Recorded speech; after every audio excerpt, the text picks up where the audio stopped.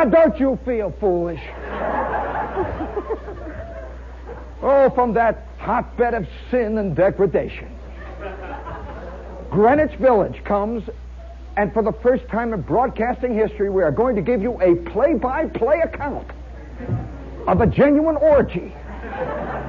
Listen carefully, and you will hear the sound of goatish cries of primal passion. You want to try for a minute here, fellas? Let's hear it. Come on.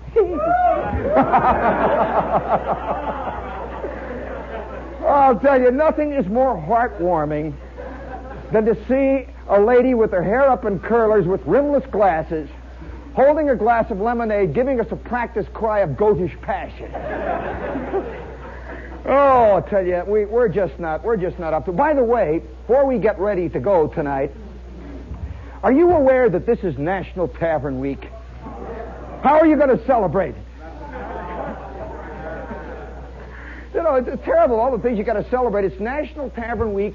It is National Used Car Month. That's one to give you pause, isn't it? National Used Car... And a lady wrote to me a letter, and she says, "Dear Mr. Shepard, it is now National Tavern Month, and she says it's also National Senior Citizens Month. I am 76. How am I going to celebrate?" She says, "Is the bartender going to buy me a drink? Or shall I buy a drink from him and we'll get smashed together?" So these problems constantly battle back and forth here in America because we live in a country that believes in celebrating. It's Saturday night. And Saturday night in America is a special night. Just picture it now.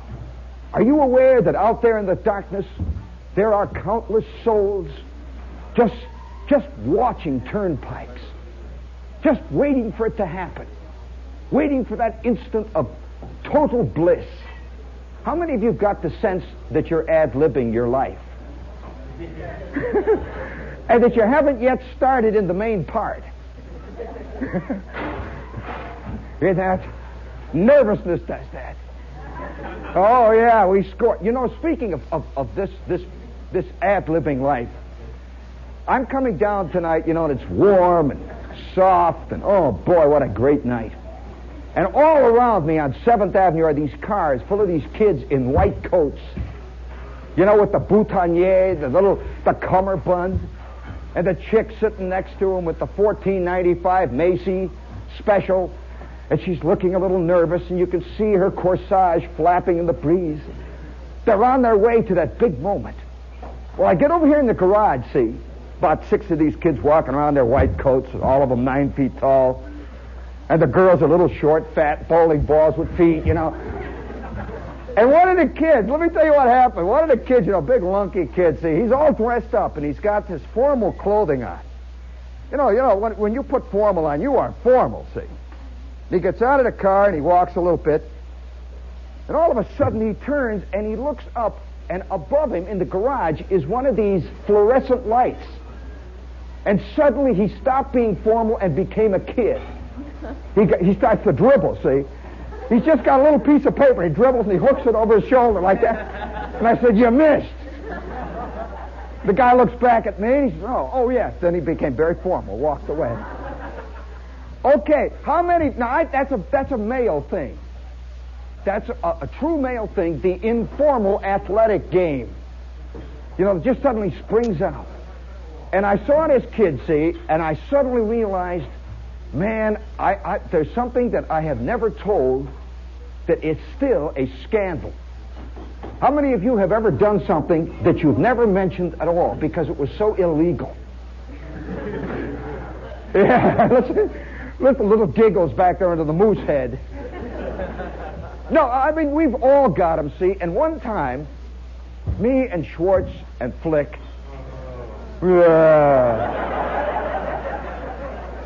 what is it, the hamburger coming up or what? His glasses are a little clouded now. He realizes I'm a pro, see? You know, me and Schwartz and Flick, you know, we're seniors in school, and we have been kind of exemplary. You know, we've never been kicked out. You ever been kicked out of school? Well, I'm going to tell you how I got kicked out of school. Ooh, boy. And it was about 2 months before graduation. You know, graduation is like that, you know, it's some kind of thing way up at the top of that mountain.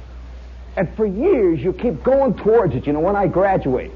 That's one of those words you use all the time. You know, when I graduate, you know, when I get big. Remember we used to say that? When I get grown up, when I get big, well, here you are. And you're still sitting around in your duff, you know, waiting for it to happen. See, and we were always saying, well, we're going to graduate. And now it's about 2 months before graduation. And it was an absolute, kind of a little animal thing that said inside, way inside all of us, don't rock the boat now. I mean, play it close to the vest. And so it's getting closer. Our graduation was the middle of June. It was now about the first week or maybe the second week of May. It was a beautiful sunny day out. And the trees are getting green. And you can feel that breeze blowing in through the Venetian blinds. And even Mrs. H. McCullough, better known as Helen or Hell on Wheels McCullough, she was beginning to sprout. You could see the sap coming up, you know. There was just the slightest touch of color in her cheeks that showed she really was alive. We didn't believe it for years. Then she was beginning to look kindly down on the seniors. And we were up on the 3rd floor. You got the picture? It's a big high school. 3 floors. And it had these big wings, you know, 3,000 kids. And on each wing, they had all the lockers. Do you remember your high school locker? You really remember it? That's something, you know, very... Here was Schwartz and Flick and Bruner. We had our 3 lockers. 4 years. We have hung stuff in there. And after 4 years, you know, a locker is a very personal thing. It gets to have, it kind of has the aroma of you about it. Yeah, you know, you could kind of old sandwiches are decaying down there. And each kid had his own particular smell, you know. Some kids lived on peanut butter and jelly all through their high school career, you know, and they had a special smell in their locker. I lived on salami and grape jam. I had a very ripe locker, see. And it depends on what you did. Now, if you were an athletic type, and I played football, you had all kinds of stuff which we can't mention here. Down on the bottom of your locker, see. And it was fermenting, you know. Oh, yeah, all kinds of stuff, old sweat socks and other things, you know. And so every day, Schwartz and Flick and I would come up. You know, we got our books. It's in between the second and the third period. And we'd come up, we'd open our lockers, and we'd stand and hang on the door, you know. Had dirty pictures inside. Talking, wise guys, you know. We're tough, you know. We're the big seniors. There are a couple of little freshmen over there. Every day like this. And underneath all this effluvia, once in a while, you'd pull out your spicy Western. Or these little magazines, you know, these little blue ones? You ever seen those? Oh, boy. If Miss McCullough knew what kind of literature was really controlling the minds of her class. And, you know, we're standing back there by our lockers one day, and we notice there's a bunch of workmen. And they're putting in new lights. Up to this point, we had this, you know, those kind of lights with the big chain, and it had this great big, like, glass mushroom hanging down, see? You know, nothing light, see? And they're taking them down. And now they are putting these very jazzy modern lights in, see? They've got these 2 brass rods. And on the brass rod on the bottom is this big brass kind of tureen, see? With a big brass knob, and it was indirect lighting. And so I'm standing there, and Schwartz is looking up. Flick says, yeah, not so bad. And I said, yeah, they're pretty good. And Schwartz, being a true male type, already the lights are up over us. He takes a piece of waste paper and he goes dunk-a-dunk-a-dunk-a-dunk. Like that, see? And it goes up off the ceiling, makes 2 quick hops, and canned it. He canned it, you know, right in. Flick says, well, I'll be doggone. You think you're good, huh, Schwartz? Okay. Like that. Ding, ding, dong, in it goes. Well, there's about 10 minutes of quick basket shooting, and the bell rings. And off we go. Well, from that day on, every time we're by our locker, we have this little game, and we keep score, you know. You know, Schwartz cans a 2-pointer. If you went like this, it's 1 point. Over the head, it's 2. If it's a rebound, it's a 1-pointer. If it's right in, you know, if you can it, it's a 2-pointer. We had all these complicated rules. See? So we play this all the way up to about the end of May. And now we are having graduation exercise. Do you remember when you practiced your graduation? And you go down and you sit down in the auditorium, and they say, now when you come in, you march this way, pomp and circumstances. Da, da, da, da, da. The products of Miss Crystal Reeder's biology class are marching out into the world. Da, to the sound of pomp and circumstances. So every day we're rehearsing this thing. And we got our senior rings. And it's so close now you can taste it.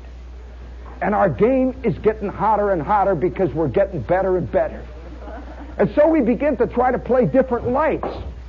We got about 6 lights, you see. We're tossing up things in there. Every day we're getting excited. Well, one afternoon, here is where the denouement occurs. One afternoon, I'm sitting, one of those quiet days in class, you know, when your eyes are half closed. Can you remember days when you're so bored that your eyes just won't stay open? You know that terrible feeling? Your eyes keep squinching up, then you sit up. And up there in the front is the teacher going blah, blah, blah, blah, blah, blah, blah, blah. And it's sort of a basic rhythm, you see. And after enough years of this, you can tell when the rhythm changes, that means danger. So you're sitting there, you're rocking on the waves of this tripe that's coming out. You're blah, blah, blah, blah, and you're bobbing up and down. And all of a sudden it goes blah, blah, blah, blah, blah, blah, blah. And she's looking right at you. And you know she has asked you the question. Well, of course, after 4 years of this, you develop all kinds of shifty little decoys. Like, for example, it depends on how you look at it. Or, that's debatable. And she says, what? He says, well, it's a question that I haven't really thought about. And you're sitting there bobbing up and down. It's one of those afternoons, see. I'm by myself in this class. Schwartz is about 7 classrooms away. Flick is down in the boys' gym. We're just bobbing up and down the last few weeks of our senior year. We got it cool, see, it's made. And then all of a sudden, way off in the distance, we hear this doing, doing, doing, doing, doing, doing. And with that, Miss McCullough says, fire drill, fire drill. All right, let's go. Come on, boys and girls. You know the fire drill routine, so we all start walking out, you know. And I get out in the hall, and I smell smoke.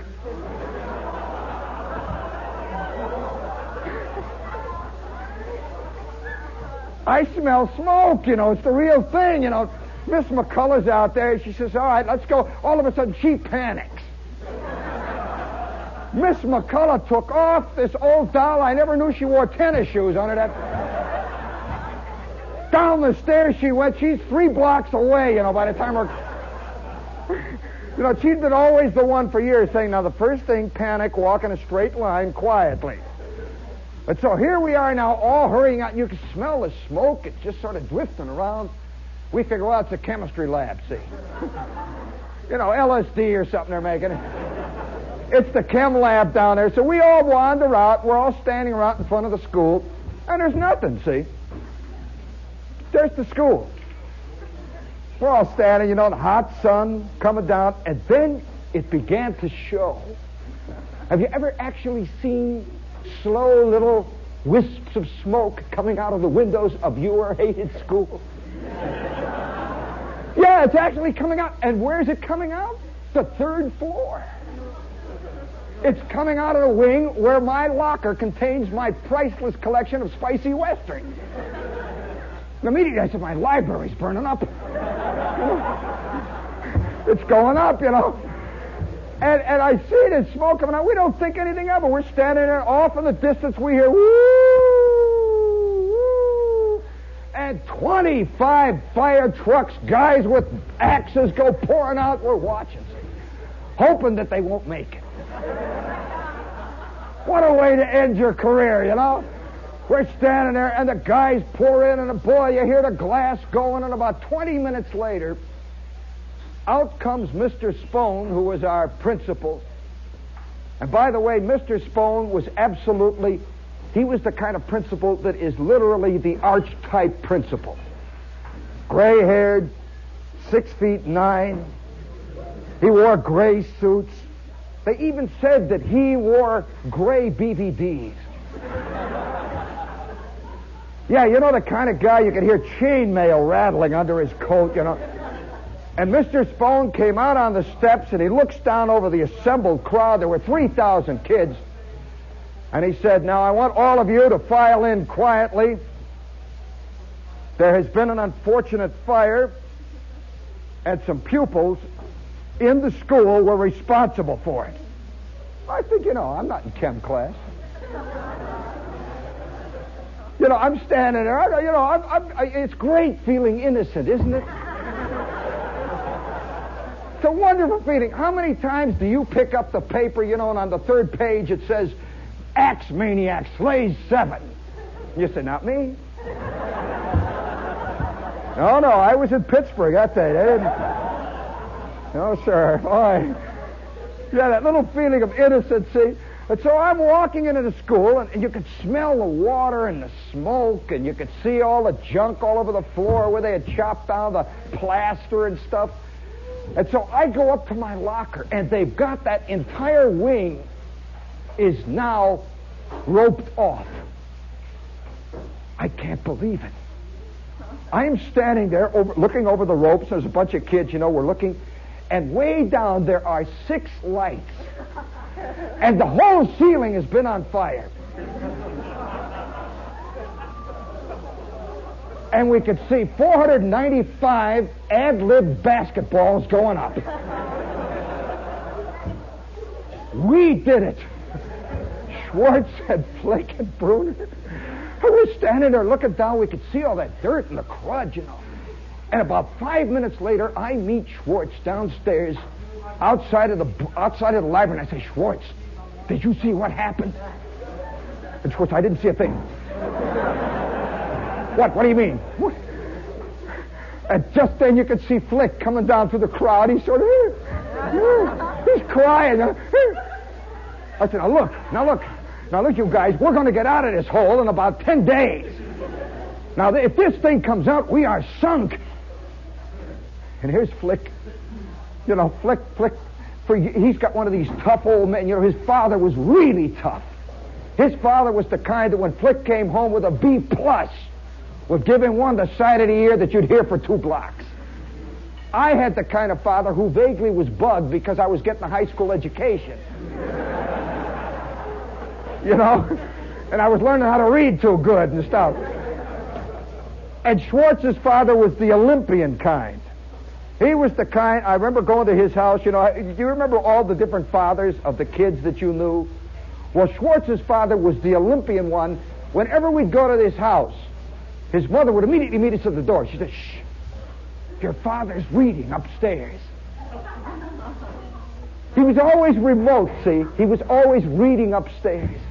And once in a while she'd vary it. She'd say, shh, shh, shh, shh. Your father's sleeping upstairs. And whenever Schwartz would go home, he would tiptoe up the front porch. Now, we had that kind of... So here are the 3 of us trapped. We had 10 days to go. And so all afternoon, oh, boy, am I scared. I'm sitting in study hall, you know, Mr. Wilson. I'm sitting there. I've got my civics book. I'm sweating. You know, I'm an arsonist now. You understand? I'm a top-flight criminal, see? I'm sitting there. And Mr. Wilson would walk up and down. You remember in study hall? Guy walks up and down. He'd stand and look.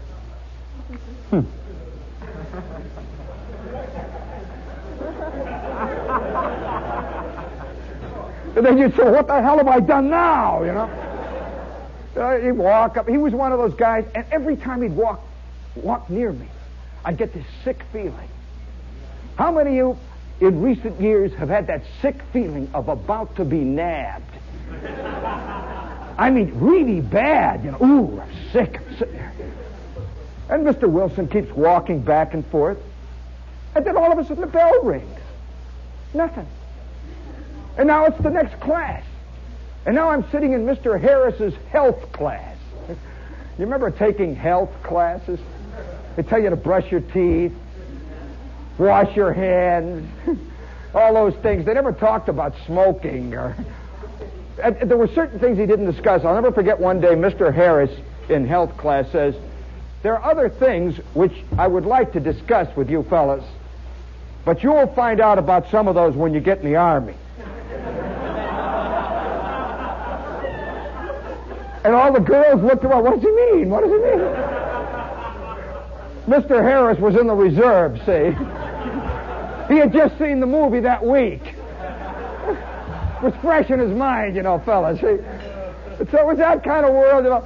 And I'm sweating all the way through the afternoon, and now it is the 8th period. You know, the 8th period, see, is the last period before you go home in our school. And the 8th class, I had another study hall. And it was one of those, you know, when you're a senior, you fill in a lot of stuff. You know, you filled in all your required things. You're taking real ridiculous little courses. I was taking a course in how to shop.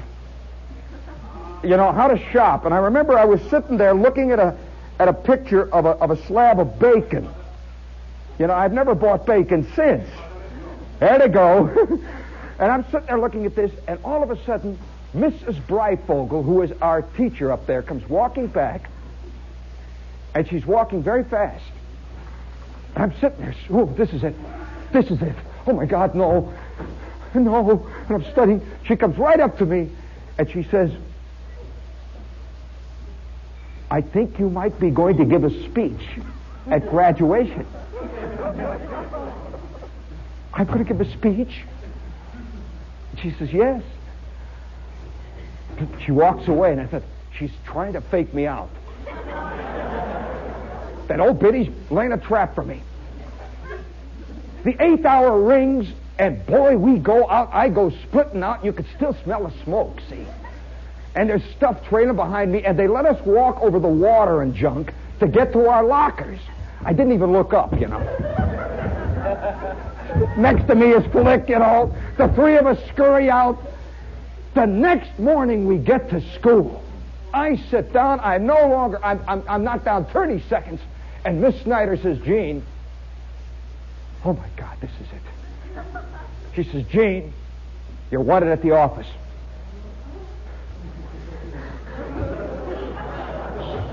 I said, all right. She says, no, it's all right. There's nothing wrong, I think. Well, 10 minutes later, I am standing in the office. Do you remember being summoned to the office? I walk into the office, and there standing right by the desk is Schwartz and Flick. And the three of us stand there, you know. And we've even put on clean clothes so you couldn't smell the smoke. You know, we're standing there, and all of a sudden, out of the side door comes Mr. Spone. And Mr. Spone says, I want to speak to you three. We walked in and sat down. He says, you three are the seniors up there on the 3rd floor. Did any of you see anything the afternoon of the fire?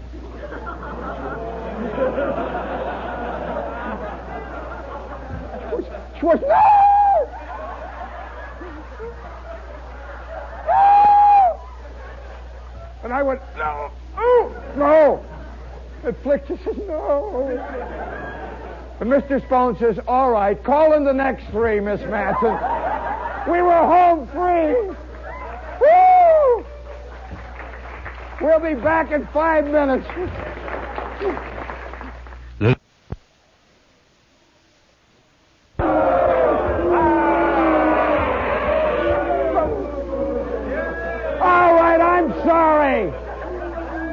I'm very sorry for what I did. I'm sorry.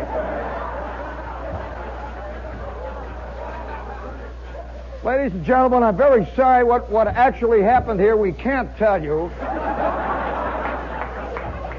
I realize there are women and children, and I'm very sorry.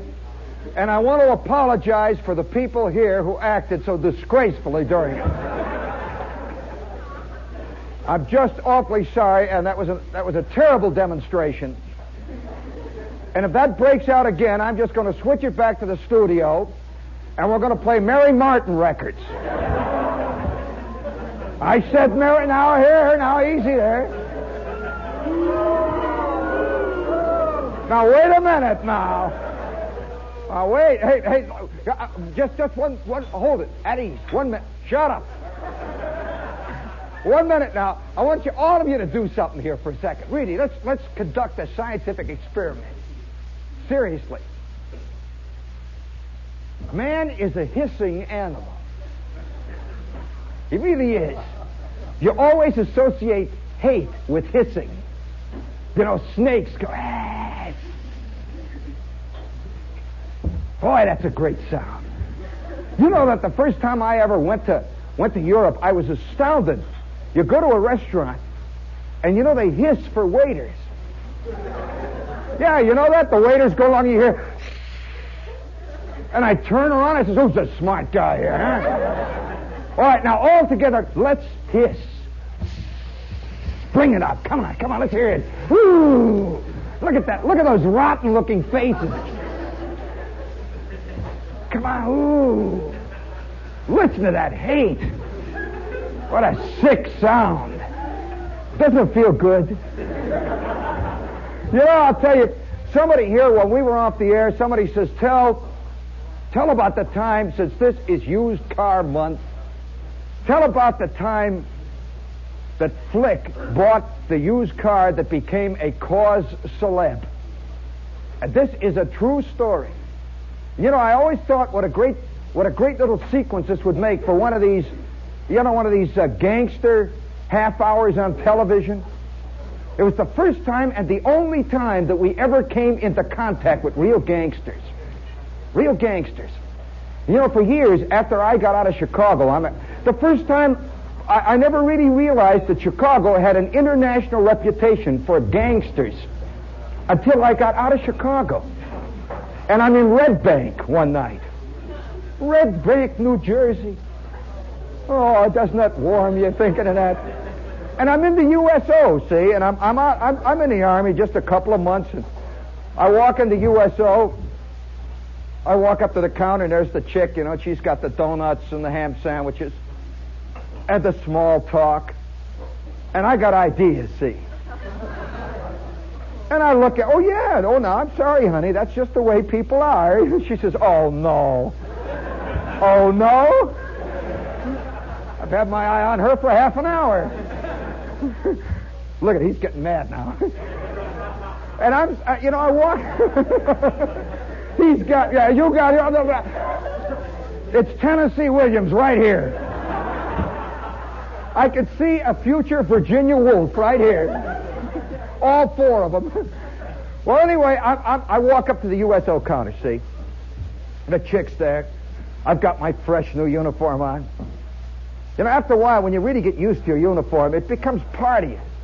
You know, it's real. I've got it all cut and trimmed. I walk up to this chick, and she says, hello, soldier. That's a hell of a name. You know, but, you know, you accept it after a while. She says, hello, soldier. What do you have? I said, well, ham sandwich. And she says, would you like some coffee? I said, okay.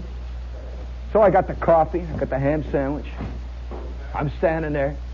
And we're all alone in the USO. And I can hear the ping pong in the next room, see. I'm standing there with her, and she says, where are you from? Only she used the Jersey. Where are you from? Where are you from? And I said, Chicago. And she backed away. I says, what's the matter? She says, oh, nothing. You sure you don't want another sandwich or something? I said, yeah, I'll have another sandwich. She said, here, take them all of them. Here, you want the donuts? Here, all of them, Here, take the coffee urn, see? Take me, And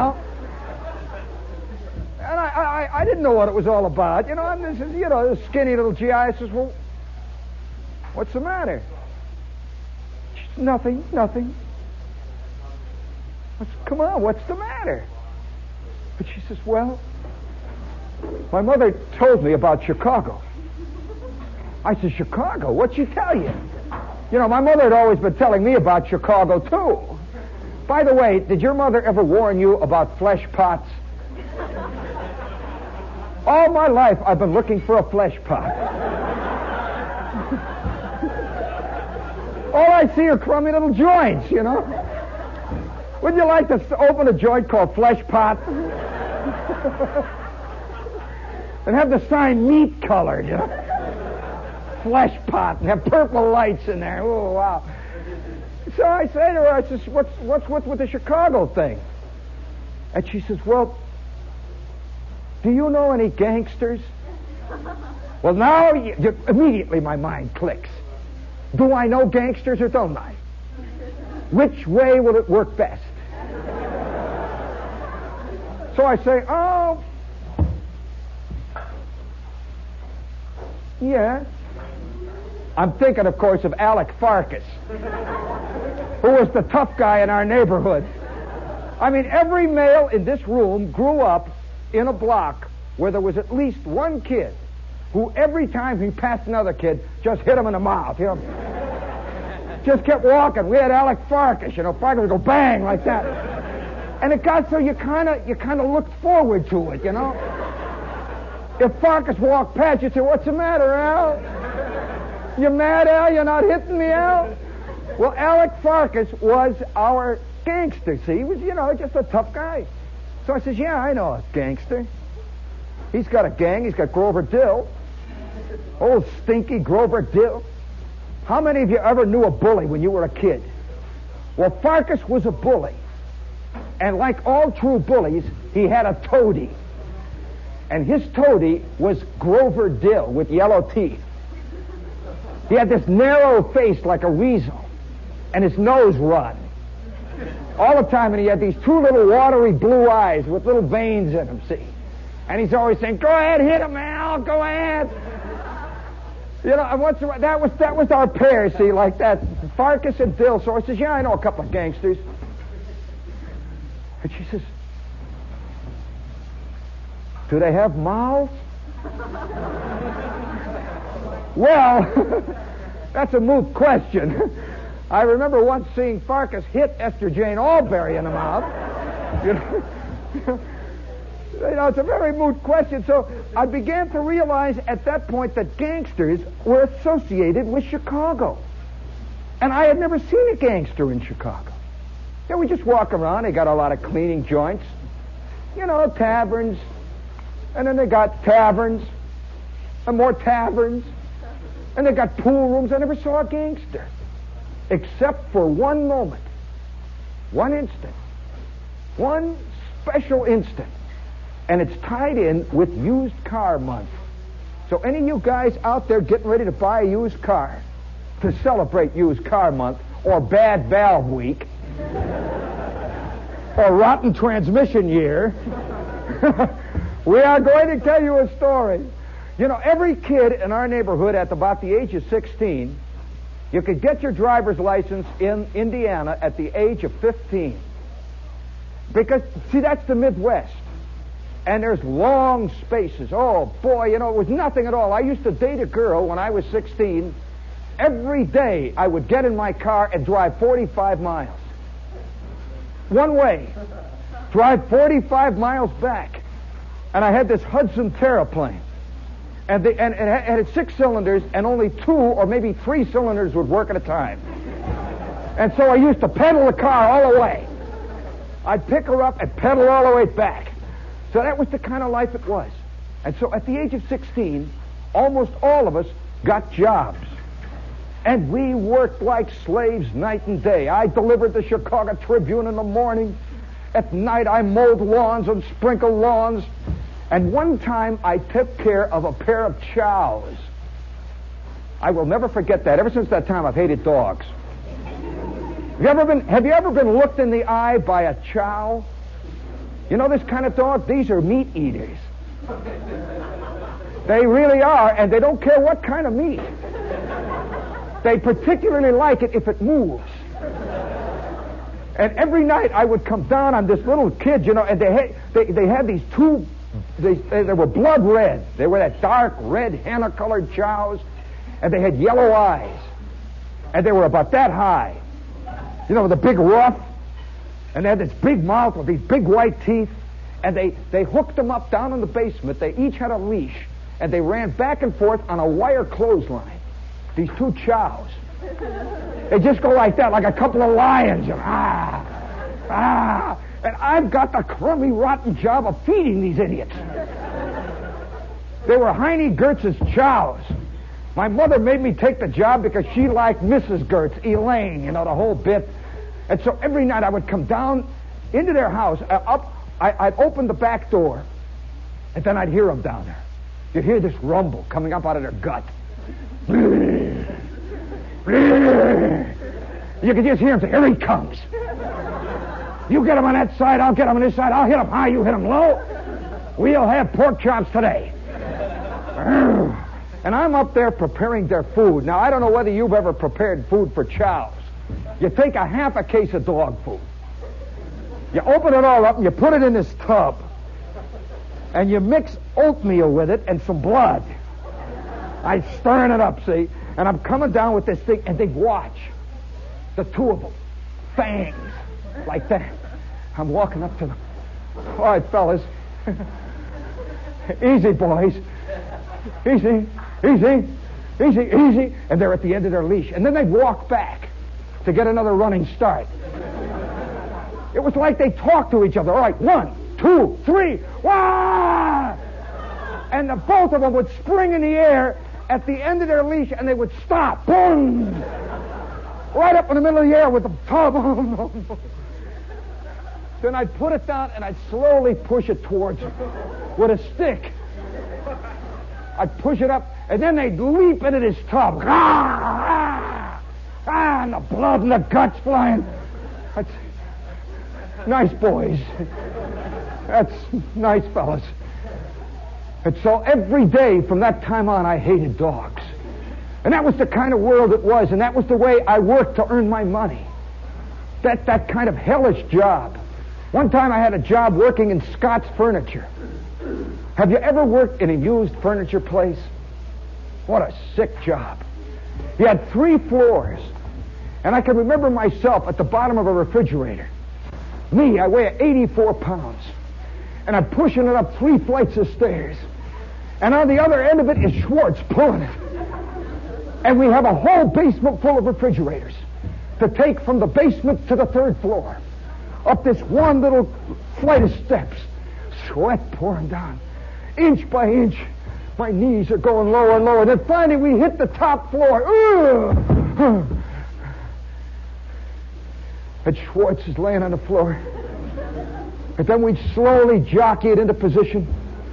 It took us 40 minutes to get one refrigerator from the basement to the top. We were paid 5 cents an hour. Now, Mr. Scott had a Coke machine on the 2nd floor. And every hour we would drink a Coke, which cost us 5 cents. Or we couldn't go on for the next hour.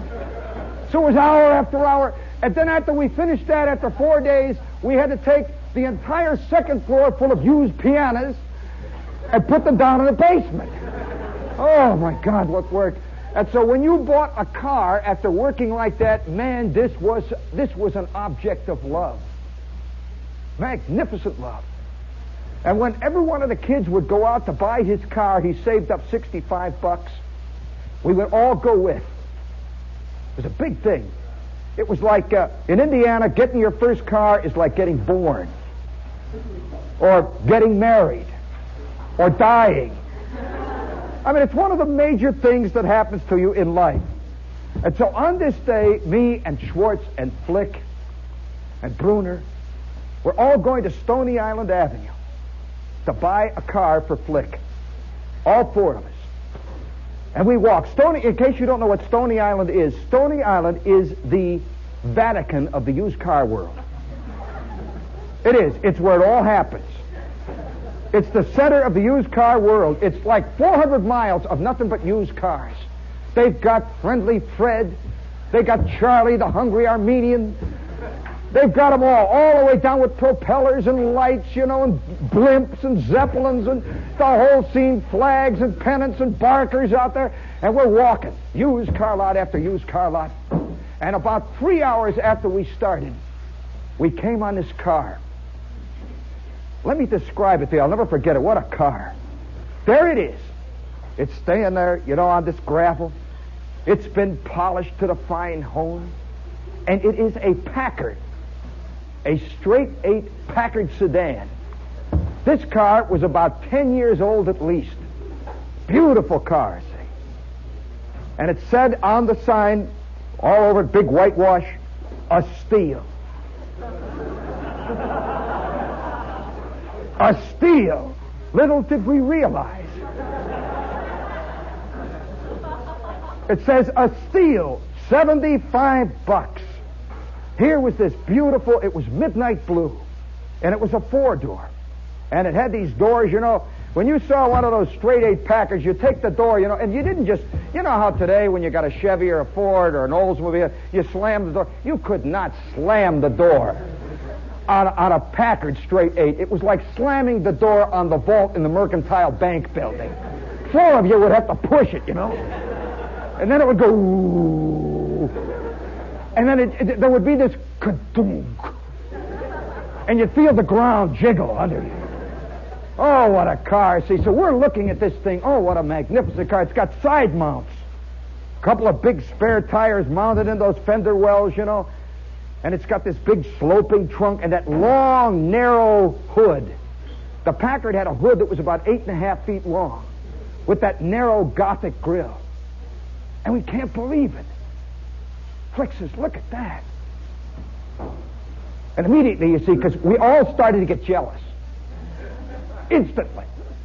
And I says, I'd better get a Plymouth. I had Packards, who could? You ever ask a guy that owned one? By the way, that's why Packard went out of business.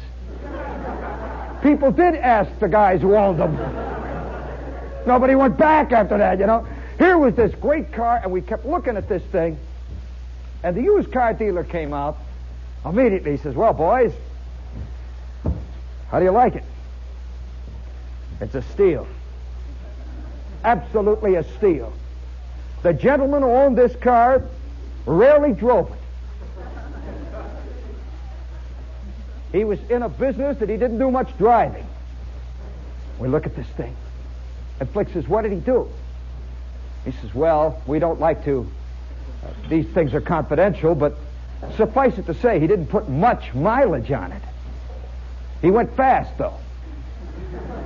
It's a very fast car. This is exactly what happened. Later it came out when the police asked us about it. And so we opened up the hood, and there it was. And I had never seen a blown Packard. This baby's got a supercharger in it, which means that it gets about 0.3 miles to the gallon of gas. You don't know what a supercharger is? Well, a supercharger is an extra motor that's hooked onto your motor that just drinks gas when it's asleep even. Oh, yeah. So there are some cars, out in the garage, you can just hear them drinking.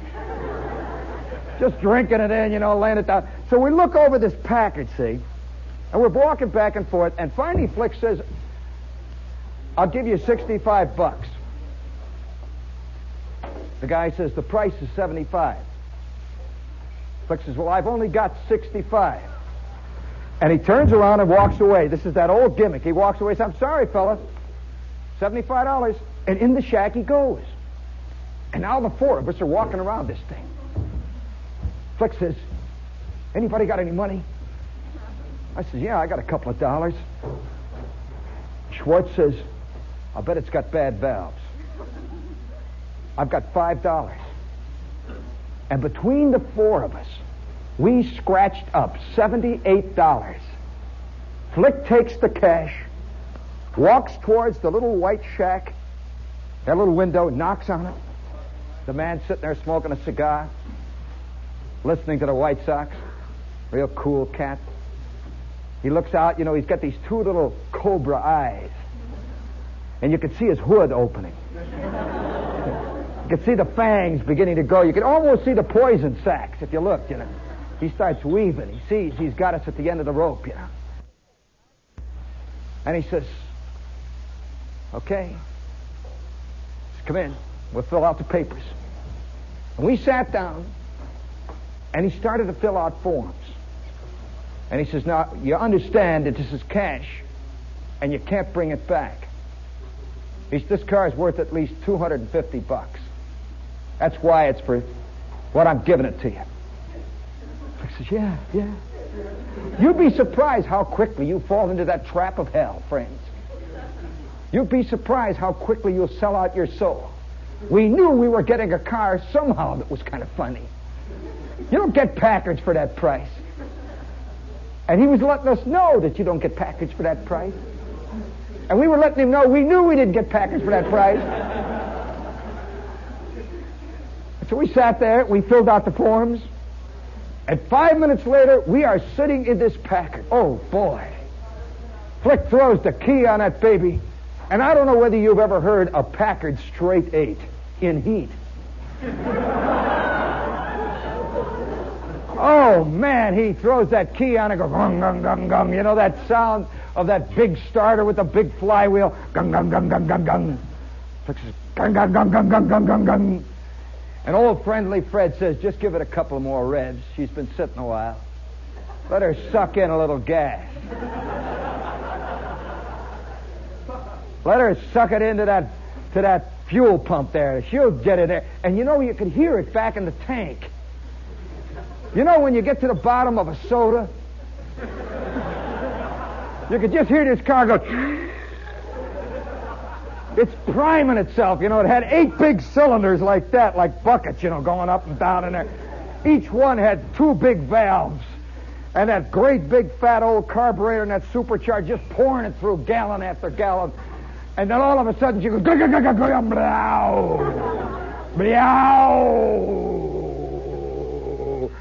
oh. And we're sitting there looking out over that quivering hood. She's just laying there. And Flex says, "Okay, here we go." And he eases it back in the first, and he lets out that clutch.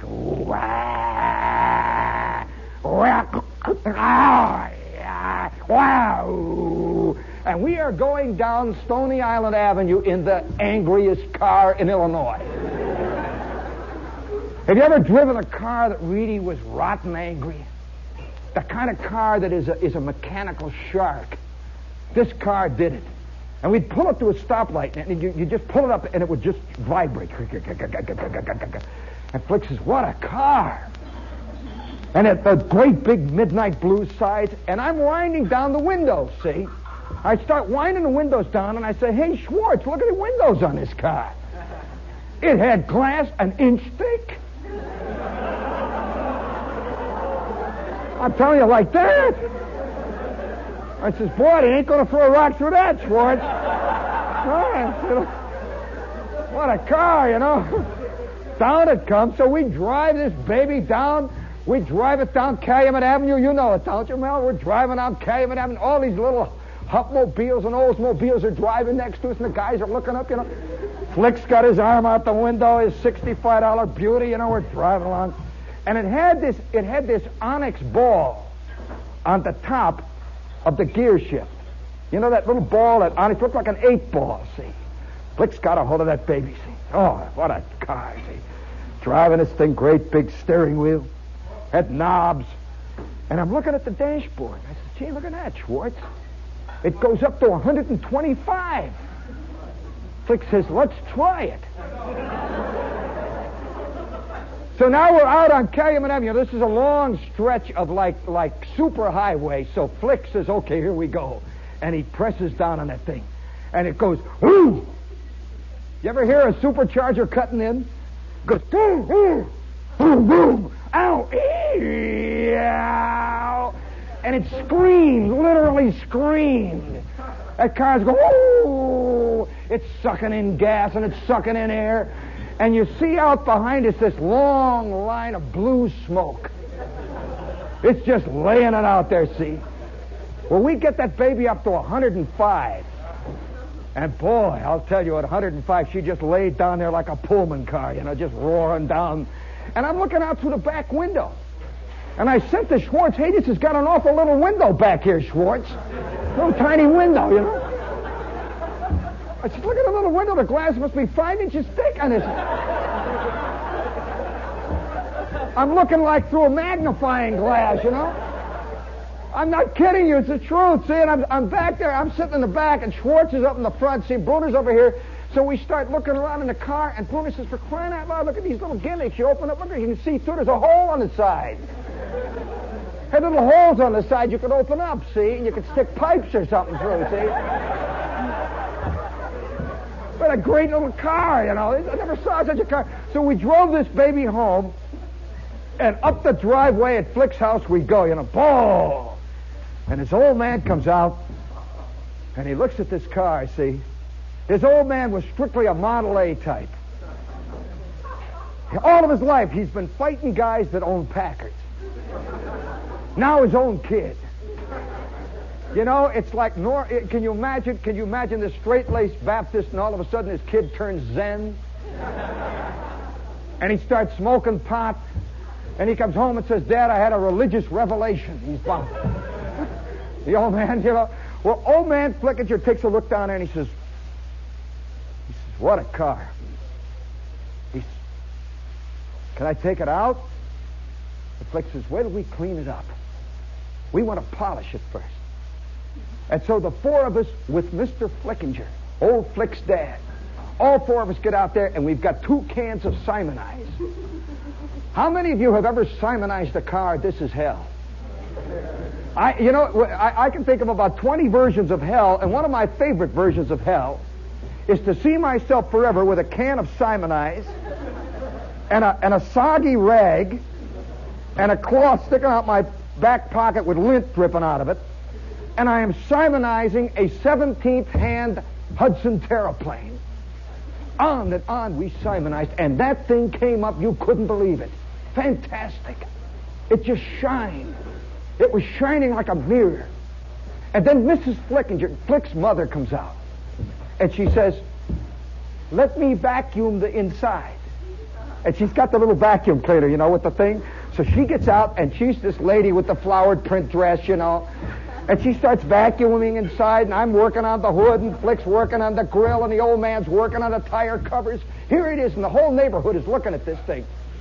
Mrs. Flickinger then says, can I take the back seat out? And Flick says, yeah. And she lifts it up, and you're, ah!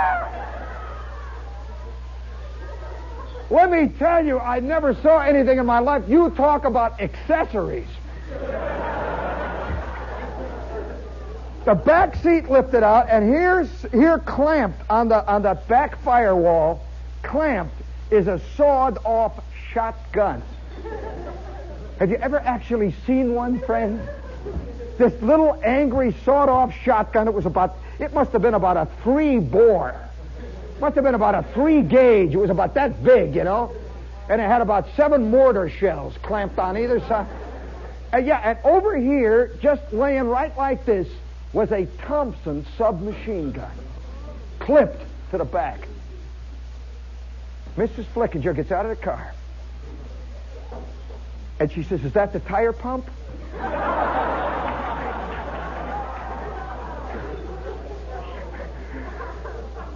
And Flick, Flick takes a look at this, Flick's a kid, and he says, wow, this is great, wow. Oh, wow, And Schwartz, immediately, all 3 of us, the kids were all back there, holy smokes, and Flick's dad is white. He says, where did you get this car? And Flick says, and we realized we were not supposed to tell where we got it. Flick says, well, we bought it on Stony Island. The old man says, back it in the garage. Back it in the garage quick. And we turn this thing around, we back it in the garage. By the way, it didn't fit. 4 feet stuck out, Big chrome teeth looking out, That baby is just laying there. This is a car that's meant for real business. This is not exactly the car you take to the supermarket, unless you're going there for a certain reason. Well, that car lay in there, and for 1 solid week, Mr. Flick would not let his kid touch it. And then one day, a big blue car pulled out in front. And there were 2 guys with blue suits. And they got out, and we're all out there in the back playing around with the hood. We're polishing this baby. We're going to get ready to use this thing, see, when hunting season comes. And they walk back just like this. Have you ever seen this happen? Well, I was there. These 2 guys walk back. They just come back, there's a sound when the law arrives of a lot of things creaking and clinking. You can hear belts creaking. They walk back and hear these big 38s slapping their thighs. Which one of you kids owns this car? 4 of us look. Flick says, I do. He says, well, you'll have to come down to the station with me. You don't own it anymore. And they got in the car and they drove down to the station. They just took it away. Flick came back and he had a receipt that said, received 1 getaway car. That car, believe it or not, was a car that had at one time been owned by the Al Capone mob. And it had found its way on this used car lot. Where and how, I'll never know. But Flick, for 1 brief instant, had the necessary. What a moment. Oh, by the way, speaking of gangsters, what radio station is this, gang? Come on. And where are we? Oh, the Big Apple. When I think of that, the whole mystique of used cars, though, seriously, this car, that's a true story about that fantastic car. And ever since that day, Flick never once, there was always that look of loss about it. And when we would be sitting in high school, Flick would talk about his great car. He'd say, oh, boy, can't you just see us pulling up in front of Hammond High? All guns blazing. We just go past the front office, pow! That's for that C+, Oh, yeah, the dreams of glory. But you see, cars always have represented that. Have you noticed what they name cars? I mean, take a look at some of the names of cars today. You can see that we're dealing with dreams. I mean, Electra. That's a great name. A lot of guys are married to her. And this car somehow says it. Electra. I'm waiting for the day when they come out with the Buick Oedipus. It's a real shiny car. And you can stand there and look at yourself in it, And before you get in, and it shines, and it's got these great big chrome symbols in the front there, see? Everything. Incidentally, I'm waiting, since most cars, have you noticed that there's one ad? Have you seen this ad? Have you seen this ad? It's a full-page ad. It appeared in the New Yorker here a couple of months ago. And it said, why don't you take a drive in Thunderbird country? I wonder where that is. I mean, is it over there near Secaucus anywhere? Thunderbird country. There it is, Thunderbird country. And there's this whole big ad, and it's done in this beautiful kind of Wizard of Oz color. The sky is light orange, fading off to purple. And there's a little touch of green, and there's kind of like silver flecks in it. Oh, wouldn't you love to live in Thunderbird country? I wonder what nationality you'd be. I mean, can you imagine yourself? I'm Charlie Brown. I live in Thunderbird country. And it's on your passport. And you go to Thunderbird High. And there it is. It's Thunderbird country, see? And here's the saddest ad I think I've ever seen.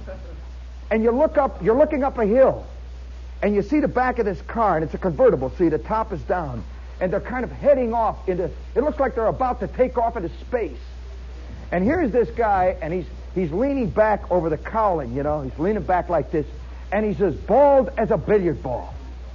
Do you see that one?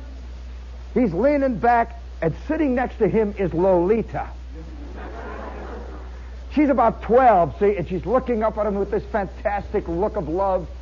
That's Thunderbird country. And I thought, oh boy, isn't that sad? How would you like to live in Mustang country? Well, apparently all they do is smoke like nuts in Mustang country.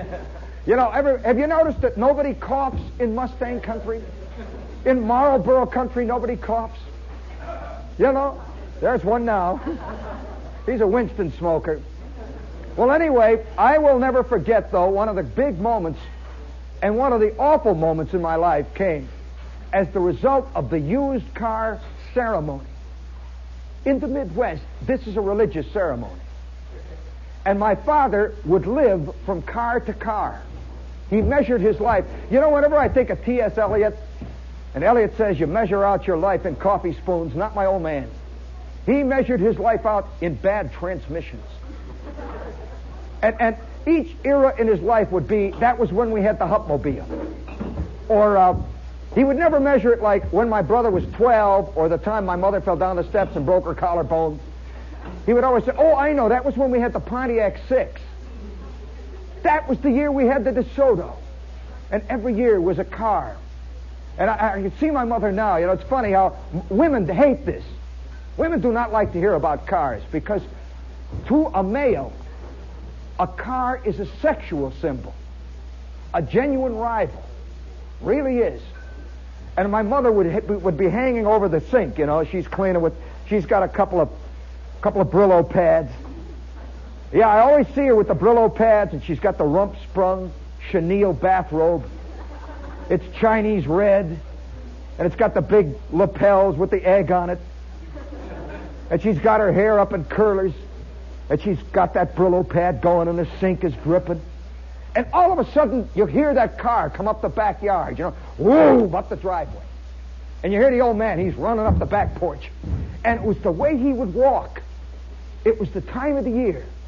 My mother would know. It's like migration time. It's like the time that the salmon spawn. She knew. She would hunch lower over the sink. She knows what she's going to hear.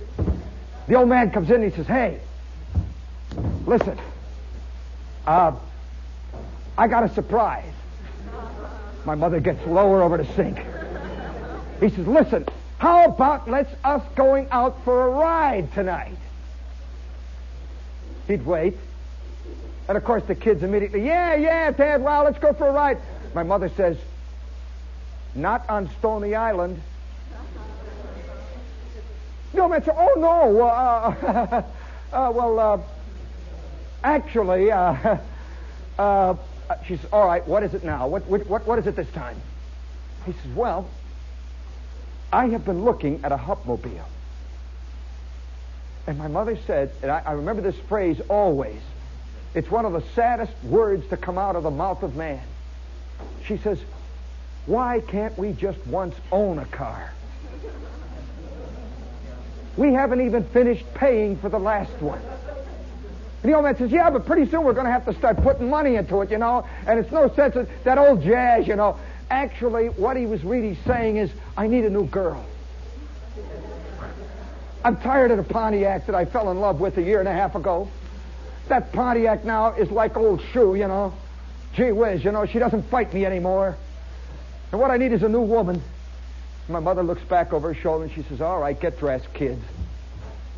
And so into the John we go, and we're getting all dressed up, you know, wow, we're going out for a ride, we're going to look at a used car. And we drive out in the Pontiac, the car that my father had loved so. And now he's saying things like, listen to them bad valves. Oh boy, the clutch on this thing is rotten. And listen to the back end. Listen to the back end. My mother says, I don't hear anything. He says, listen. She said, I don't hear anything. He said, well, it's making noise. And we drive down to Friendly Fred's, and there it sits. This was the source of one of the great legends in our home. There it was. This week's special. Have you ever seen this week's special with the flag flying? And all those lights shining on it? This week's radio special. Come on down and pick it up. A Presbyterian minister with partially paralyzed legs who was unable to drive since the age of 8 received this as a gift from his congregation. Of course, he was unable to drive it. And so once a week, every Sunday after his sermon, they would carry him out, and he would sit in the car and pretend he was taking a trip. And now he is selling it to you. It's like new. And there it sits, a Hupmobile. Now, the Hupmobile is a now extinct car. You will know why. And the old man, he's been walking past this car. You know how it is, men? All of you know this scene. You all of you work in an office. You go to school. You know how for weeks you'll walk past a girl, a new chick in the stenographic pool, a new secretary, and you keep seeing her. You walk past every day, and you're getting warmer and warmer. She's noticing you now. At the end of the first week, she says, hello. You say, hi. And then pretty soon, you meet by accident next to the water cooler. And you say, may I draw you a spigot of water, please? And then the water cooler goes, boom. It's belching. And she thought it was you. She has gracefully turned away. It's a water cooler. And just then that hamburger you ate yesterday goes, whoop! These little things, subtly you begin to make contact with your love. And for about a month, the old man has been driving past this Hupmobile. And the Hupmobile has been winking at him. Oh, yeah, cars do that. And they're laying out there, you see. And there's a special way used car dealers treat cars. You know that. They have special light bulbs. You ever seen those naked light bulbs that hang over those used cars? Let me tell you, a wheelbarrow would look shiny under them. They're specially made to make bad pitted paint look great. Yeah, they do, that's a fact. And so they put this glaze over them and those light bulbs, and these cars shine like jewels. And you wonder what kind of a nut got rid of these things. What kind of an idiot got rid of that beautiful dark green Hupmobile? And it's just laying there, see? And it's winking. It's wiggling its little behind, And the old man walks around it, see? And he says, now, just look at that. He says, look at that car. Isn't that a beautiful car? And my mother already sees that book with the 36 little stamps in it. Because every time my father looked at a new car, whenever we went to look at new cars, he always looked at it as to how it would look 8 years from then. He saw all new cars as used cars, and he would judge them that way, see? Well, my mother saw all used cars as the next one. One after the other, she'd see these things. And so we walk around. The old man kicks the tires. You ought to see a real Midwestern used car buyer. They get this, I don't know, there's something about them. They get this animal vitality. It's like closing in for the final moments of the kill. You can make all kinds of analogies sexual to this thing. He's all of a sudden 8 feet tall. The old man's spitting. Usually he's a little thin guy with glasses. Now he's got fangs. He said, look at that tire. Oh. Yeah, he's walking around. Just, you mind if I open the hood, Charlie? And he says, yeah, go ahead. See, he's got my old man. Have you ever fished for smallmouth bass? Especially with a dry fly. About the first 2 or 3 casts, the smallmouth just looks at it, see? And he backs away with his fins gone. See? He's got a gills, And then you just gently pick it up and you lay it down, and it flops down there just so gently next to the lily pad. And then he'll go,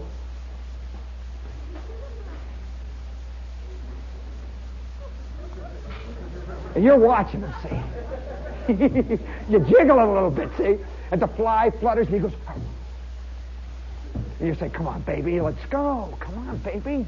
And then you flick it back again, see? And he backs away. Where did that damn fly go? He's waiting, see? And then you just... You know you got him coming, see? You can see the red of his eyes. Then you lay it down. Shoo, tink. And then he backs away. See? Okay, baby, here I come. He opens his mouth wide. Wow! And then you lay it into him. You lay it in him, and 30 seconds later, he's 8 feet up in the air. This is the biggest fly that ever hit him. You know, holy smoke! Boy, what a mosquito bite! Well, that's the old man. He is now with the fins going. He's got the gills, the red eyes, and we are the small fry, the spawn. We're hollering, Daddy, no. You know, oh, gee whiz, wow, look at that fly. And my mother keeps saying, we don't really need a new car. She always had that panicky thing that my dad was going to lose the job. We would owe on the refrigerator, on the Hupmobile. We would owe on the radio. It's all on top of her. She keeps saying, no, it is nice, though. Because she dug the old man. She had to say it. And he says, look at these doors. Watch this now. Clunk. Ding. It jiggles, you know. And now Friendly Fred is about to set the hook. Here's the way they do it. Old Friendly comes out.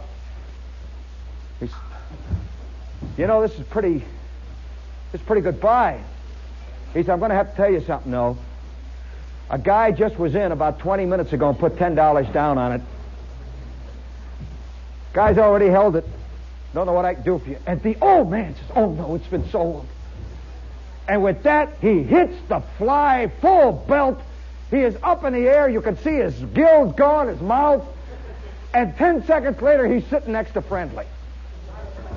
And the old man's got his money out. He's laying down his $50 down. They are signing the papers. And we are now in the creel. There we sit. We get out, and we get into the car. Now comes that awful moment. The old man has run the motor. He's gunned it. He's felt the steering wheel. The kids have tried the back seat. My mother has tried the front seat. And now it is our car. How many of you know that terrible moment of leaving your old car? The car that the kids were sick in and threw up all over the back seat. The car that Aunt Min lost her teeth in that time. The car that took you to Starved Rock that time in spite of the fact that the radiator boiled over. You know, the old Pontiac, see? And my dad is in there and he's getting the stuff out of the glove compartment. My mother's standing next to it. Gee. Well, I guess the Hupmobile's kind of nice. And the kids are, we're running away. And we get into this new car. You know, it's a sad thing when a man leaves his old love for a new love. It is sad, no question. No question about it, even if she's got a bad transmission. Even if her valves rattle. Somehow there is something inside. And we get in the car, this new Hupmobile. The old man says, well, it's ours. My mother says, yes, it is, isn't it? 36 months from now, it's ours. And he starts it, boom, it's got that beautiful sound. Oh, that motor just rolls out. And we get out on Stony Island, and it's dark. And they're parked on the curb all by itself, looking kind of tired, was the car that 15 times personally I had Simonized.